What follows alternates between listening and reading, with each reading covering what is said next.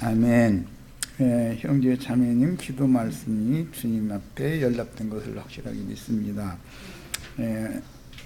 오늘 또 새롭게 요한복음 말씀을 들을 수 있는 이런 귀한 자리에 우리를 초대해 주신 주님께 감사를 드리며, 우리가 세상의 어떤 분유한 일들이나 인생사의 잡다한 문제들 때문에 마음이 나뉘거나 세속적인 어떤 것 때문에 붙잡히지 않도록 악한 영의 역사를 주님이 불담같이 형제 자매님들의 영혼을 지켜주시고 붙잡아 주셔서 말씀을 들을 때 진리의 세계 하나님의 그 구원사를 말씀하신 성경의 깊이 안에 다 함께 동참할 수 있도록 은혜의 성령으로 운행해 주시기를 주의 이름으로 기도합니다.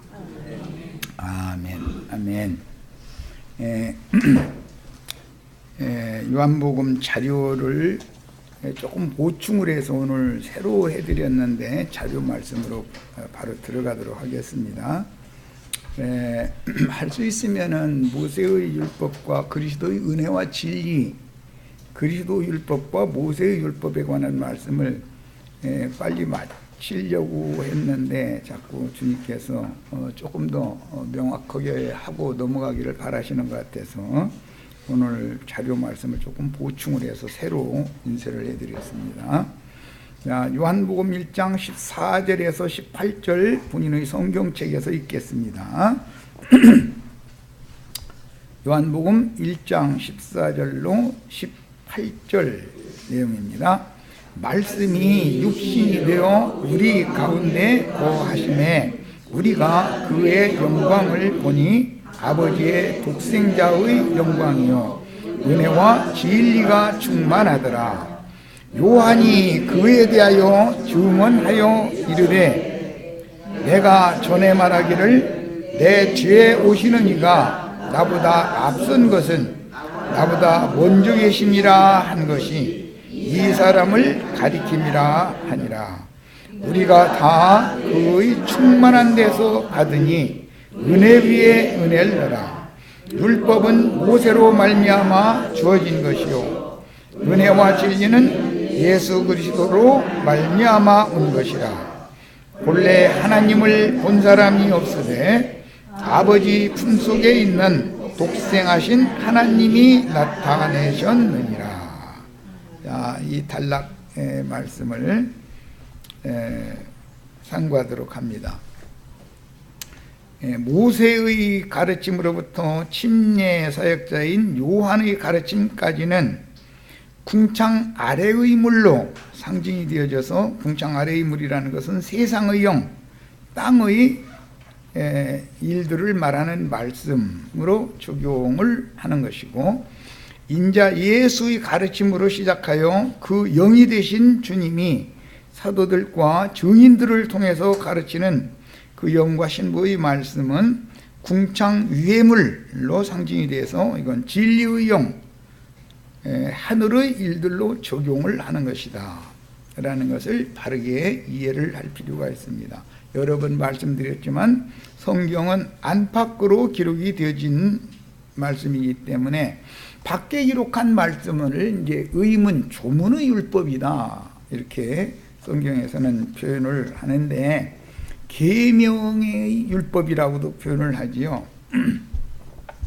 그런데 그 조문의 율법, 계명의 율법은 육체에 상관되는 세상사에 관련되는 말씀 내용들이다 그런 말이에요. 밖에 기록한 말씀들은, 모세를 통해서 주신 모든 기록된 말씀들은 육에 속하고 세상에 속한 인생사에 적용을 당연히 할 수밖에 없게 돼 있는 말씀 내용이다는 거예요. 그러나 성경이 말하고자 하는 본래의 의미는 그 땅의 일, 육의 일을 통해서, 세상사를 통해서 영의 일, 하늘에 속한 일, 하나님 나라에 관한 것을 말하고자 하는 것이 궁극적인 목적이다. 그러니까 의문에 속한 육신의 율법, 문자로 기록된 말씀 속에 있는 내용을 아는 것이 더 중요하다 그런 말이에요. 그렇다고 밖에 기록한 성경 자체를 무시하라는 말이 아니에요. 이 말씀의 의도를 아는 게 필요하다 이런 말이에요. 겉면만 알고 속 내용을 모르면은 말하고자 하는 하나님의 의도가 왜곡되거나 변질될 수가 있기 때문에 하는 말이에요. 자, 더구나 모세의 율법, 즉 시내산 율법, 모세의 율법, 시내산 율법을 토라라고 그러죠. 그 의도를 크게 오해하는 유대교 지도자들의 가르침은 큰 강 유브라데의 하수물로 상징이 되는데, 잘 아시는 것처럼 애굽 하수나 큰 강 유브라데의 하수물이라고 하는 것은 뱀이 토해내는 강물이다. 그 다음에 예수님이 똑같은 성경 말씀을 재해석해서 그 제자들에게만 믿어지도록 계시를 풀어서 가르쳐 주시면 그 말씀은 주님이 입에서 내보내는 생명수의 말씀이고 생수의 강이 되는 것이기 때문에 두 강에 대해서도 잘 이해를 할 필요가 있어요. 뱀도 물을 강같이 토해낼 수가 있죠. 뱀도. 그런데 메시아 예수님도 생수의 물을 강같이 토해낸다. 그러면은 하수물을 마실 거냐, 위로부터 내려주시는 생명수의 물을 마실 거냐에 따라서 죽느냐 사느냐가 결정된다는 걸 알 수가 있는 것이죠.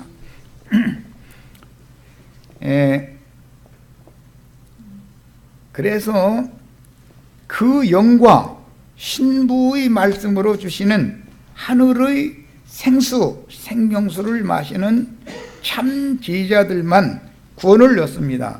여기서는 지금 물만을 말씀을 드렸지만 먹는 떡도 마찬가지예요.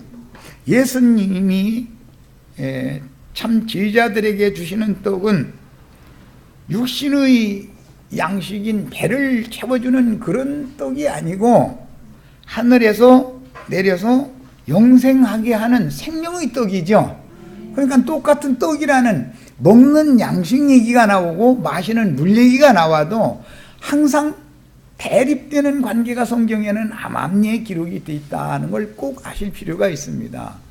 자, 그 다음에 옛사람이 10조항으로 요약되는 옛 계명을 항상 다 지키려 하면 이것은 모세로 말미암아 주신 율법이죠.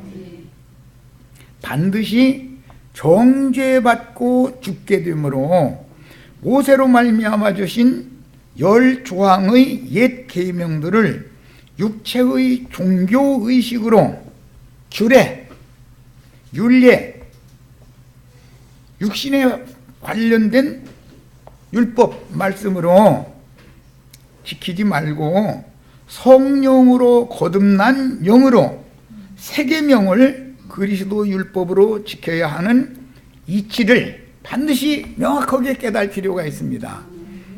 지금 대비되는 말을 지금 세 가지를 말씀을 드렸어요. 의문에 속한 토라라고 하는 문자의 말씀이 있고 그 문자의 말씀 속에는 속뜻이 있는 것이다. 그래서 성경은 안팎으로 기록이 되어 있는 것이다.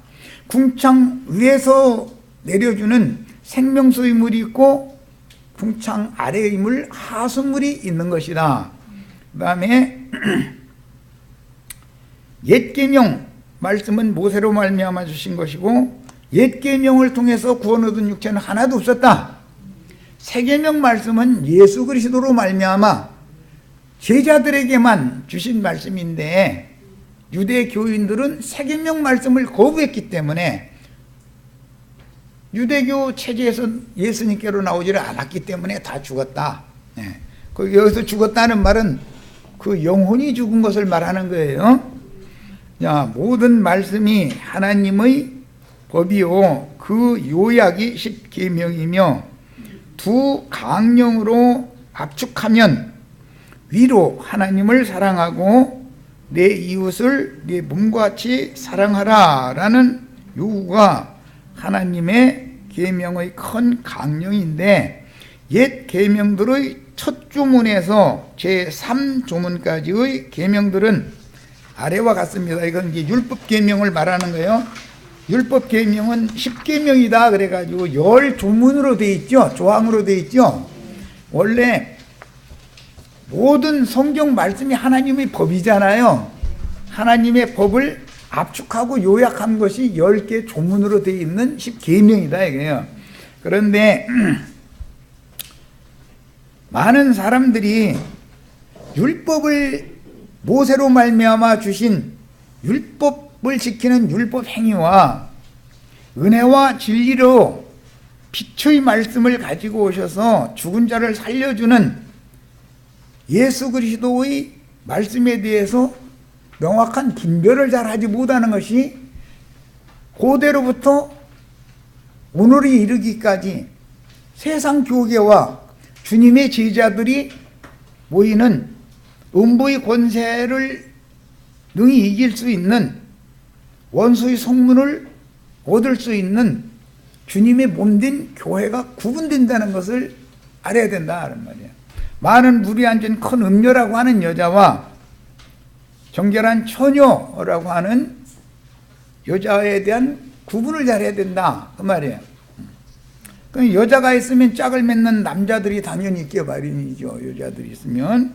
그래서 큰 음녀의 7 머리들과 주님이 보낸 하나님 말씀과 저희 가진 증거를 인하여 목배임을 받은 순교자들, 증인들이 받은 말씀이 내용에 있어서는 다르다 이거예요. 글자로 되어 있는 성경은 같은 성경이지만 내용에 있어서는 전혀 다른 거다. 무엇이 차이가 있다? 조금 전에 말씀드린 것처럼 육의 일, 땅의 일, 세상사만을 이해하려고 하고 그렇게 받아들이는 모세의 제자를 자처하는 자들이 노선이 있고 그 말씀 속에 감춰져 있는 영의 일, 하나님의 일, 하나님의 나라에 관한 말씀으로 말씀을 재해석하신 예수님과 그 제자들의 말씀을 받아들이는 소수의 어떤 영혼이 거룩한 정결한 처녀 무리가 있게 마련이다 그 말이에요. 가르치는 자가 어떤 말씀을 가르치면 가르침을 받는 사람들이 그 영혼이 어떤 거예요? 땅에 속한 말씀과 하나님 나라에 속한 말씀을 혼잡하게 가르치면 사람들의 내면이 영혼이 더럽혀지게 마련이다. 혼잡해질 수밖에 없는 거다. 이런 것은 여러 가지 지금까지 비유, 태를 고치는 이야기, 땅을 고치는 이야기 등등 많은 비유 말씀들을 쭉 해왔기 때문에 이제 오늘 계명의 율법 말씀을 왜 지키면 안 되는가 이것을 결론을 지금 이제 오늘 낼 거예요. 출애굽기 20장은 10계명 말씀이 기록되어 있는 장이 출애굽기 20장이죠. 자, 3절로 6절 봅니다. 너는 나 외에 다른 신들을 네게 두지 말라. 이것이 1계명이죠. 하나님의 10계명의 첫 번째 계명이 너는 나 외에 다른 신들을 네게 두지 말라 이 말씀이잖아요. 너를 위하여 새긴 우상을 만들지 말고 또 위로 하늘에 있는 것이나 아래로 땅에 있는 것이나 땅 아래 물속에 있는 것의 어떤 형상도 만들지 말며 그것들에게 절하지 말며 그것들을 섬기지 말라. 이 말씀이 이제 로마서 1장에 인용이 되어져 가지고 하나님께서는 이렇게 우상 숭배 하나님의 모든 피조물을 조물주와 같은 위치에 놓고 피조물을 더 귀하게 여기는 그런 자들을 어떻게 심판하실 것이다 라는 말씀이 로마서 1장에 나오는데 그 심판받은 결과는 순리대로 하나님의 창조 질서대로 모든 것을 쓰지 않고 영리로 쓰는 그런 심판을 받았는데 그렇게 하도록 버려둬 버렸다 이렇게 돼 있죠. 자, 그 다음에 네 하나님 여호와는 질투하는 하나님인즉 나를 미워하는 자의 죄를 갚되 아버지로부터 아들에게로 3, 4대까지 이르게 하거니와 나를 사랑하고 내 계명을 지키는 자에게는 1000대까지 은혜를 베푸느니라. 이게 두 번째 조문이죠. 자, 7절 너는 네 하나님 여호와의 이름을 망령되게 부르지 말라. 여호와는 그의 이름을 망령되게 부르는 자를 죄 없다 하지 아니하리라. 이건 이제 세 번째 계명이죠. 이 말씀 때문에 이제 유대인들은 사람들을 이단자인지를 시험을 해볼 때 자신을 하나님의 아들이다 라고 하면 하나님과 동등됨으로 여기는 말을 했다 해가지고 참남된 말을 했다 해가지고 이 세 번째 조문을 범한 걸로 여기서 정죄하고 죽였죠. 예수님도 이 세 번째 조문에 걸린 거죠.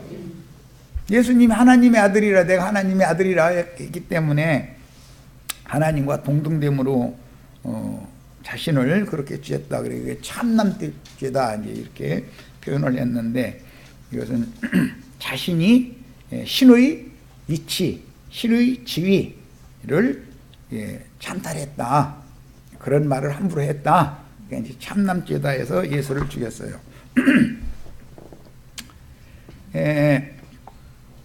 이 세 가지의 계명을 이제 먼저 다루는 거예요. 이것은 하나님과 이스라엘 백성과의 관계성을 지금 말한 거죠. 그래서 이제 교계에서는 흔히 뭐 대신계명이다 뭐 이런 표현을 하는데, 그 뭐 꼭 신학적인 용어를 구태여 뭐 쓸 필요는 없고 성경 있는 대로 그냥 믿으면 되겠어요. 자, 두 번째 계명에서 우상 숭배, 피조물을 조물주보다 같은 위치에 놓고 더 섬기는 그런 우상 숭배자들을 하나님이 버릴 때 하나님의 창조 질서에 맞지 않도록 남자가 남자로 여자가 여자로 하지 못할 짓을 하는 데까지 그렇게 타락하도록 버려뒀다. 로마서 1장에서는 이제 설명을 이렇게 했어요. 이 말은 육신적인 세상사의 어떤 것을 가지고 남색하는 자나 뭐 여자가 여자로 뭐 이상한 그런 창조 질서를 위반하는 그런 것은 하나의 표상일 뿐인 것이고, 성경이 지금 말하고자 하는 것은 율법 교리를 가르치는 신학교에서 신학을 이수한 사람들에게 안수를 해서, 즉 사람에게 세움을 받아서 신의 대리자, 즉 금송아지로 세움을 받는 것이 남자가 남자로 하지 못할 짓을 하는 것이다, 이렇게 비유를 한 거예요. 뿐만 아니라 말씀을 가르침을 받아야 되는 사람이 자기가 메시아 그리스도가 되어져서, 사람이 사람을 가르치는 것은 여자가 여자로 아니할 짓을 하는 것이다, 이런 말이에요. 이것이 성경이 말하는 남색하는 자요, 여자가 여자로 창조 질서를 범하는 짓을 하는 그런 악행인 거예요. 그런 형벌을 지금 그때부터 계속 매 세대 그런 형벌을 받고 있는 거예요. 자, 그러면 이제 큰 윤곽이 금방 어느 정도 감이 오셨을 거예요. 항상 땅의 일, 육신의 일, 세상사의 일은 영적인 것을 말하고자 한단 말이에요. 그러니까 세상사에 그런 일들이 있는 것은 하나의 표상일 뿐인 것이고, 그것이 믿는 이들의 세계에 적용할 때는 영적 적용을 할 줄 알아야 된다, 이런 말이에요. 모세가 시내산에 올라가서 10조항으로 요약되는 조문의 율법 말씀을 받아가지고 내려온 그날이 두 돌판에다가 10계명을 하나님이 손가락으로 친히 새겨서 주셨다, 이렇게 되어 있죠. 출애굽기 19장에 보면. 그날이 오순절의 기원이라고 교계가 이제 이 신학자들이 주장하는 말이고, 유대인들의 랍비들이 주장하는 말이에요.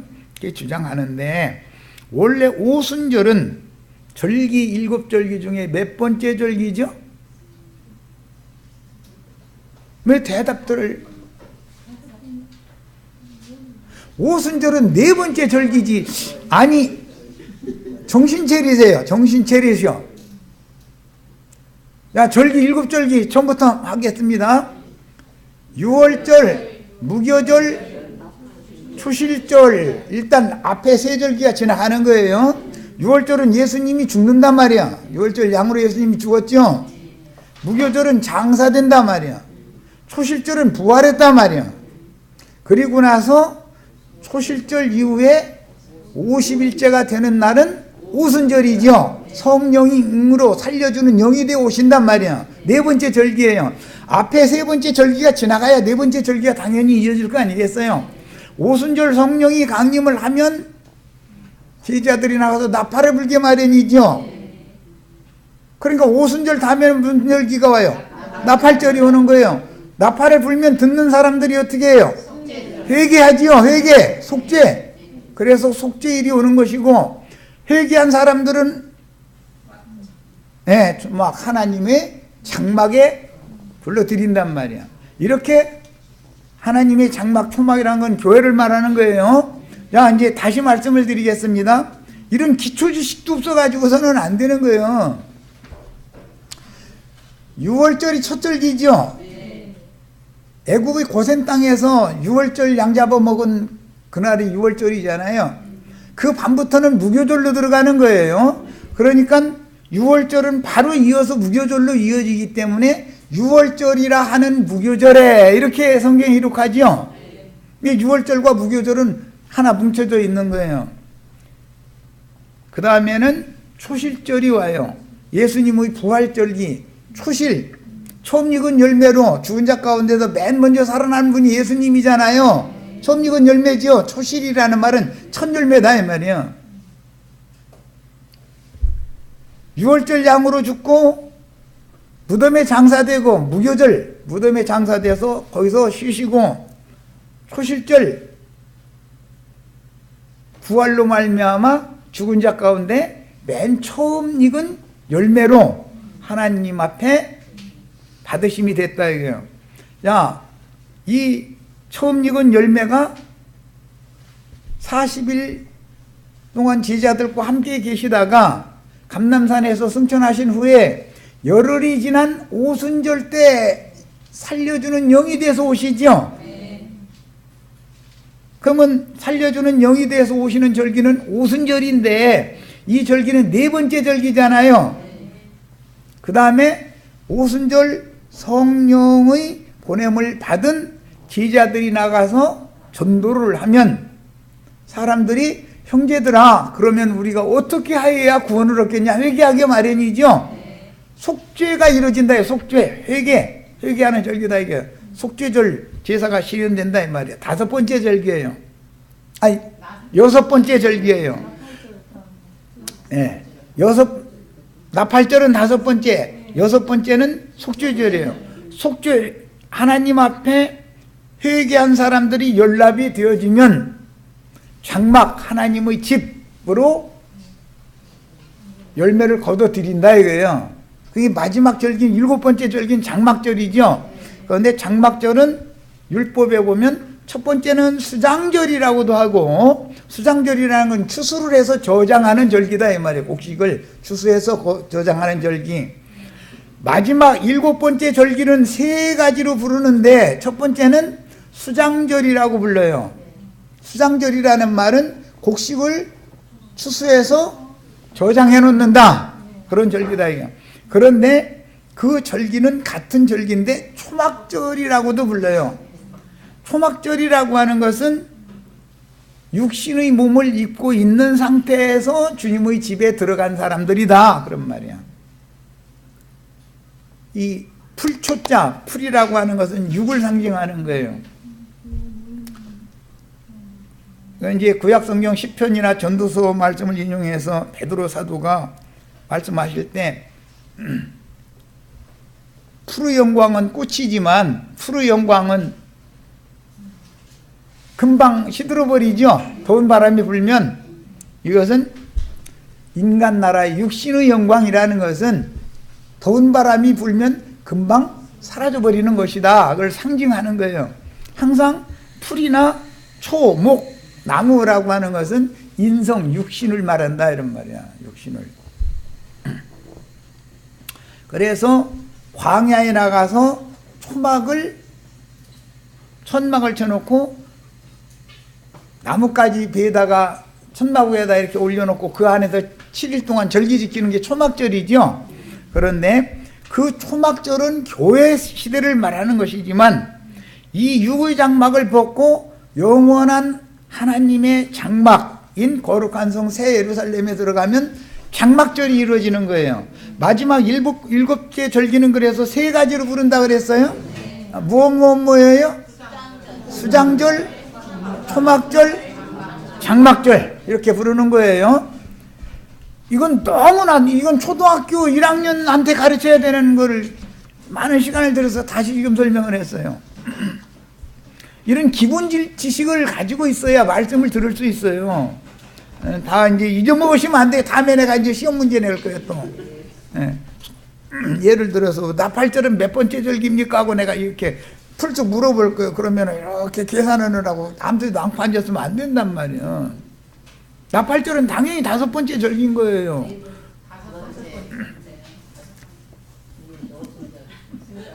대속죄를 실현하는 속죄절은 몇 번째 절기예요? 6번째 절기예요. 이제 대답이 나오는만. 예수님이 무덤에 장사된 절기는 몇 번째 절기예요? 무슨 절기? 예, 2번째 무교절이에요. 그럼 무덤에서 안식한 걸 기념하는 절기예요. 암기해두라고 하려고 그러는 거예요. 꼭 나도 한 형제만 암기해서 되겠어요? 우리 모든 지체들이 다 이 성경을 알고 있어야지. 문자로 기록되어 있는 이런 기본 성경 자체를 모르는 사람한테는 영적인 말씀을 가르칠 방법이 없어. 밖에 기록한 말씀도 모르는 사람한테 어떻게 그 말씀 속에 있는 의미를 가르치겠어요? 성경을 부지런히 읽으셔서 다 암기하고 계셔야 돼. 꼭 그러시기를 바래요. 지금 해차를 때가 아니에요. 지금 시간이 없어 너무. 자, 6월절을 먹고 그 밤에 애굽을 출발하여 사흘길을 돌아서 홍해를 건너. 이 사흘길이라는 것은 6월절, 무교절, 초실절을 말하는 거예요. 그러니까 사흘길을 돌아서 홍해바다를 건너 나왔다는 것은 예수님의 부활에 함께 참여해서 거듭났다 하는 걸 상징한다 이 말이에요. 옛사람은 홍해바다에 6월절 먹으면 예수 함께 죽은 거죠. 홍해바다에 2번째 장사됐죠. 홍해바다 다 빠져 죽여가지고 심판해버린 거 아니에요. 그리고 나서는 바다를 건너 나오면 부활되는 거다 이 말이에요. 자, 홍해를 건너 광야에 나왔고, 출애굽기 19장 1절에 보면 3개월 길을 가서 시내산에 이르렀으며 백성들은 산 아래에서 기다렸고 모세와 아론이 화염이 가득한 시내산에 올라가 여호와의 나팔 소리를 들었습니다. 산 아래의 지경에서 기다리던 백성들은 여호와의 나팔 소리를 직접 듣는 것을 두려워하며 모세에게 대언해 줄 것을 요구하여 했죠. 당신만 혼자 올라가서 듣고 와서 당신 얘기를 해달라고, 우리가 직접 하나님의 음성을 들으면 우리 죽을 것 같다고 그랬죠. 하나님 만나는 걸, 하나님 말씀 듣는 걸 두려워한다는 건 죄성이 가득하다 그 말이잖아요. 아담이 최초에 그랬잖아요. 아담과 하와가 동산에 거니시는 여호와 하나님의 음성 듣는 것이 두려워서 무화과 나무 잎으로 치마를 하고 나무들 사이에 숨어 있었다는 거잖아요. 우리 형제 자매님들은 주님의 말씀을 직접 듣는 은혜를 다 구하셔야 되겠어요. 흔히 세상 교계에서는 직통 계시 받으면 안 된다고, 평신도들이 계시 받으면 안 된다고 이러는데 계시를 많이 받으셔야 돼요? 받으면 안 돼요? 그렇게 다 무지한 사람들로, 무식한 귀머거리 소경들로 다 이렇게 해서, 그러다 보니까 일거절기를 암기해보라 해도, 아니 초등학교 1학년생도 알 수 있는 문제잖아요. 그런데 그런 것도 몰라. 얼마나 저희만 백성들 위해서 군림해 가면서 영광 받으려고 엉뚱한 짓을 해놨는지 아시겠죠?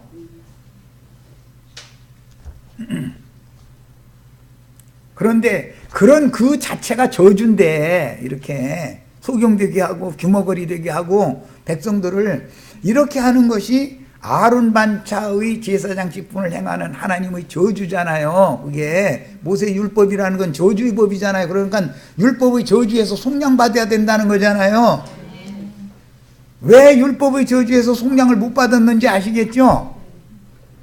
우리는 신학을 했고 여러분들은 병신도고 우리는 사목할 수 있는 권리가 있는 목회자다, 이렇게 주장을 해가면서 찍어 누르기만 하고 덮어놓기만 하고 가르치지는 않았다는 거잖아요. 말씀을 직접 듣게 인도는 안 했다 이 말이잖아요. 그러면 저희는 그러면 직접 듣느냐? 저희도 직접 듣지도 못하고, 주님의 얼굴을 어떻게 생겼습니까? 신의 산에 올라갔다 내려왔으면, 주님의 얼굴 만났으면 어떻게 생겼습니까? 하고 말하면 다 등만 봐서 얼굴은 몰라 이러고 앉았다 이거예요 지금. 그게 무슨 소린지 아시겠죠 지금? 불분명해. 매사가 똑같은 성경 말씀 읽는데 한 가지도 명확한 게 없어. 그러니까 양머리들은 계속 목이 타지요. 예배당에 오래다니 설교 많이 들을수록 더 혼동이 오고, 이게 뭔가, 이게 뭐 성경 읽다 보면 갈증이 더 오잖아요 이제. 그러면 힘 있는 천사가 큰 돌로 막아놓은 문을 열고 물을 길어가지고 마음껏 마시게 해주는 그런 종을 만나야 되지 않냐 이 말이에요. 이제는 계속 하라는 게으른 목자들한테 매여가지고 인생 종치면 어떻게 할 거예요?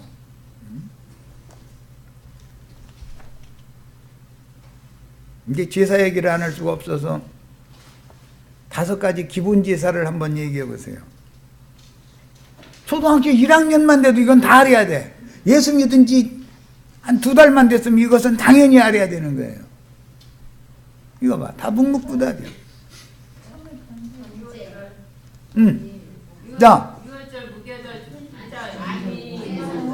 지금 제사법을 말하는 거예요. 제사법을.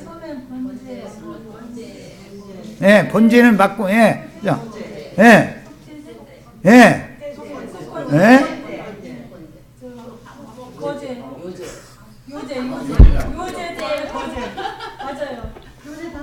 자, 다시 내가 이제 이거 한 번만 일러주고 말까 이건 초등학교 1학년을 계속 막 가르치는 사람은 아니잖아. 여기는 대학원이요 지금. 번제, 소제, 속죄제, 속건제, 화목제 이렇게 5가지 제사를 기본 제사다 그래요. 자, 한번 암기 한번 해보세요. 번제, 소제, 속죄제, 속건제, 화목제 이 5가지 제사를 딴소리 그만하고 번제, 소제, 속죄제, 속건제, 화목제예요. 네. 이걸 기본 5가지 제사라고 그래요. 화목 제사를 하는 목적은 하나님과 원수된 사이를 화목하게 되게 만들려는 거죠. 하나님과 원수된 사이는 하나님 음성 듣는 것을 두려워하는 관계지요. 남편 만나는 걸 두려워한다면은 문제잖아요. 번제라고 하는 것은 재물을 몇 토막 내요? 5토막 내죠? 또 이것도 내가 질문하고 내가 다 대답을 해야 되면 목 자르고 사지 가르고 하면 5토막이죠? 재물을 이렇게 5토막 내서 죽이는 목적이 뭐예요? 나라고 하는 옛사람은 토막살인 당해야 된다 그 말이죠. 좋게 죽이면 돼요 안 돼요? 왜 날마다 십자가 눈물을 흘려가면서 그래가면서 실제는 안 죽는지 알아요? 번제 제물로 준비가 안 돼 있기 때문에 제사 드릴 준비가 안 돼 있기 때문에 그러는 거예요. 첫 번째 통과도 안 됐다 그 말이에요. 누구의 생명 목 따야지 먼저 목 잘라야죠. 그 다음에는 사지를 쫙 갈라버려야 돼요. 사지를 찢어 죽이는 거예요. 특히 새로 제사를 드릴 때는 구약시대는 비둘기를 제사를 드렸는데 맨 먼저 하는 게 뭐예요? 모가지를 비틀어서 끊어버리고 멱통 꺼내고 그 다음에 날개 쪽지를 양쪽으로 찢어야죠. 무슨 놈 하나님이 그렇게 잔인하게 죽이느냐고. 예, 원수를 죽이는데 우리 혈육에 있는 옛사람이라는 것은 하나님과 원수잖아요. 하나님 원수를 죽이려면 좋게 죽이면 죽어요 안 죽어요? 앙알되지요. 죽기는커녕 아까 여기 뭐 기도원에 가신다는 분도 여기 조금 앉아 있으면 하기는 그런 분들은 이 말을 해도 또 알아듣도 못하기는 하니까 또 가신 것이 잘했는지도 모르지. 이제 올 사람 언젠가 또 오겠지만은 뭐. 자, 날개 쭉지를 왜 그렇게 찢어야 돼요? 멋대로 돌아다니지 말라 그 말이죠. 새라는 건 영을 말하는 거예요. 몸은 여기에 있는데 그 영은 엉뚱한 대로 맘대로 날아다니니까 이거 날개 쭉지 찢어놓으면 날아갈 수 있어요 없어요? 그래서 기본 원리를 알아야 돼. 기본. 예. 유월절 먹었다고 그러니까 유월절 양을 불고기에서 먹는 얘기예요. 이것은 예수님이 우리의 영원한 생명 양식이 되기 위하여 그 목숨이 끊어지고 사지가 찢겨가지고 불로 구워졌는데 그 고기를 우리가 지금 먹는 얘기를 하고 있는 거예요. 예수가 생명 양식이죠. 영원한.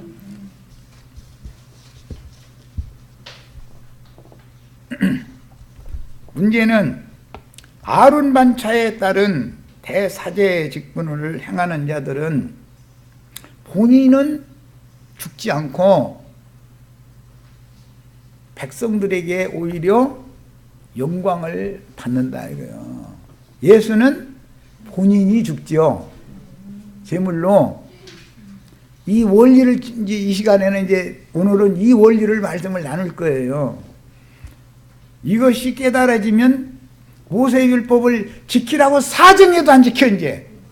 이게 깨달아지면 모세율법 지켜야 돼 안 지켜야 돼요? 율법을 안 지켜서 되느냐고 이제 이런 사람 만나시면 오늘 3시간 동안 나누는 말씀을 들어보라고 그랬어요. 들어보라고. 직접 설명하기가 어려우면은.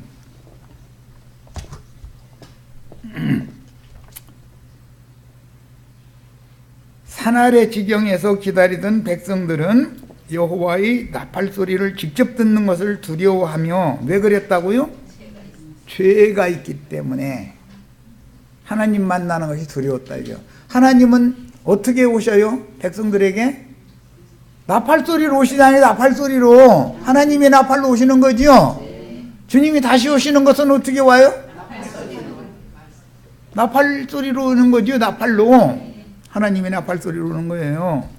시내산에서도 하나님의 나팔 소리가 들렸는데 그 나팔 소리를 산 아래에 있던 백성들은 우리가 들으면 우리 죽을까 하면서 우리 죽이는 말씀하시는 것 같으니까 두려우니까 당신이 좀 대신 혼자 올라가서 좀 듣고 와서 대언으로 좀 해달라고 그랬다는 거예요. 그런데 모세가 40일 동안 암흑 중에 시내산 꼭대기 올라가서 말씀을 받는데 금식하면서 말씀을 받았어요. 모세가 내려오는 것이 더디니까 백성들이 소요가 일어나는 거예요. 산 아래에서. 그런데 산 아래에 있던 백성들이 아론을 중심으로 모세를 대신할 인도자를 우리가 별도로 만들어 가지고 그 인도자를 따라서 가나안 땅으로 갈 것이 아니라 애굽으로 돌아가자 그랬다는 거예요. 무슨 말인지 아시겠죠? 우리는 애굽의 바로에게 가서 땅 파는 것과 흙 이기는 것과 벽돌 만들어서 국고성 지어가지고 나를 위해서 짓는 것도 아니고 바로 왕국 사람들 위해서 중로로 돌아가는 것이 좋아요. 그걸 해야 돼요? 하지 말아야 돼요? 아직 430년이 안 찼으면 그것이 좋다고 할지 모르지만 아직 고생을 덜 해봐서 그래. 그럼 가서 한번 박살나도록 한번 해봐. 기도원에 쫓아다니고 어떤 큰 예배당에 쫓아다니고 죽어라고 한번 해보시라고. 해결 날 때까지 하셔야 돼. 그거 할 수 없어. 때가 차야 되는 문제니까. 나와가지고서는 다시 애굽으로 돌아가자는 거예요. 그런데 자기네끼리는 가기가 어려우니까 인도자를 꼭 하나를 만들어야 된다는 거예요. 그래서 그러니까 아론이 야 너희 중에 다 있는 금귀고리들 귀고리 다 있으면 내놔 그랬더니 귀고리는 다 하나씩 다 있었던가 보지. 그 금 귀고리를 다 이렇게 내놓으니까 그걸 불에 던졌더니 금송아지가 나오더라는 거예요. 또 그게 계시록 13장에 나오는 흔히 말하는 적그리스도라고 하는 짐승의 우상을 만들어 세우는 법칙이 거기서부터 시작이 된 거다 그런 말이야. 야, 모세가 시내산에서 말씀 받아가지고 내려오다가 들어보니까 막 금송아지 우상 앞에서 먹고 마시고 뛰놀고 난리가 난 거야. 막 할렐루야 아멘 막 축복이 있을지어다 막 아멘 막 이러고 막 난리가 난 거야. 막 세상에 어려운 문제가 있습니까? 막 이 축복을 받으면 금송아지의 복을 받으면은 세상사 사업의 문제 첫째는 남편의 문제 아내의 문제 자식의 문제 만사형통 다 해결된다. 그러니까 아멘 할렐루야 막 난리가 난 거야. 다 해보셨죠? 그거 더 하고 싶으면 그냥 가세요. 거기로 가시는 건 상관없어요. 누가 말리겠어요? 그러니까 모세가 듣다가 두 돌판 양손에 들고 이렇게 내려오다가 깜짝 놀래가지고서 그 돌판을 산 아래로 던져가지고 첫 번째 언약이 파기가 됐다 이거예요. 첫 언약을 폐하게 된 거예요. 자, 저 시간은 일단 여기까지 해서 마치겠습니다.